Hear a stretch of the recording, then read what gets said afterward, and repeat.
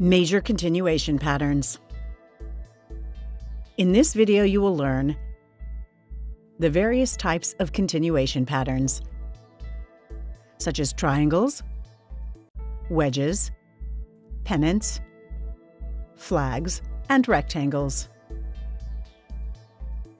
A prerequisite for any continuation pattern is the existence of a prior trend.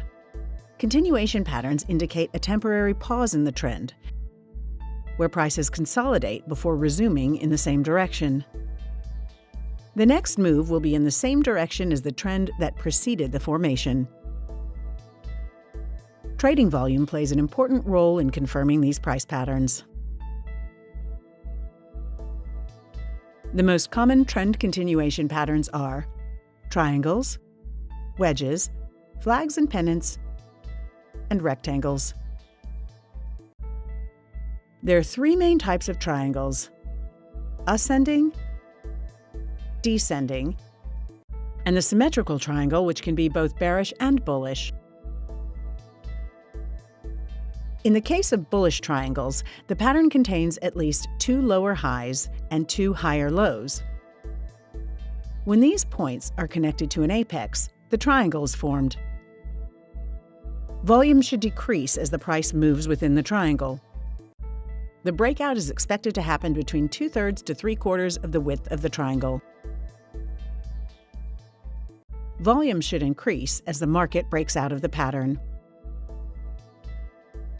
The opposite formation found in a downtrend is the bearish triangle.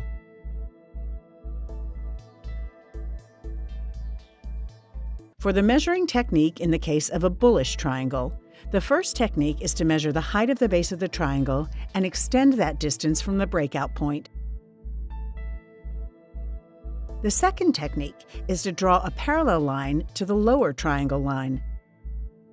Where the parallel lines meet the apex, we know where the price will be and when the price is expected to reach the level at the date where the apex is.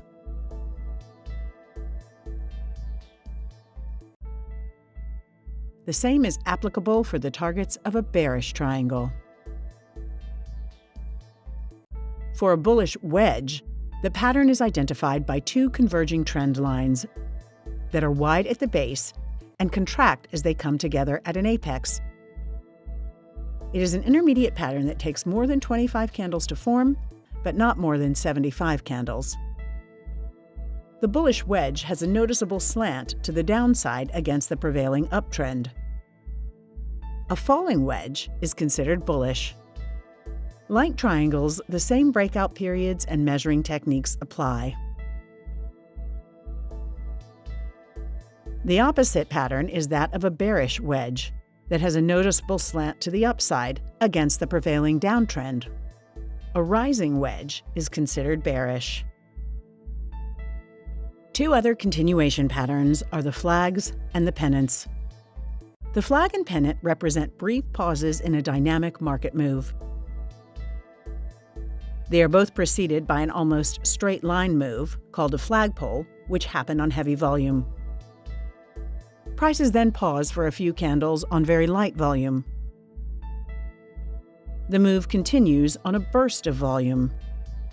Both patterns occur at about the midpoint of the market move, which means the market is expected to move up at least the distance of the flagpole. The opposite is the bearish flag and pennant, where prices form a flag or a pennant after a decline before resuming a downward move.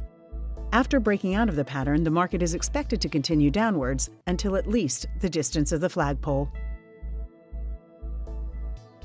For a bullish rectangle, the pattern is easily identified by at least two similar highs and lows. If rallies are on heavy volume and setbacks on lighter volume, then the formation is probably a continuation in the uptrend. However, if the heavier volume is on the downside, then it can be considered a possible trend reversal. The opposite case is that of a bearish rectangle. Again, if setbacks are on heavy volume, then it is probably a continuation in the downtrend. However, if the heavier volume is on the upside, then it can be considered a possible trend reversal. In our next video, we will talk about moving averages and MACD. Thank you for watching.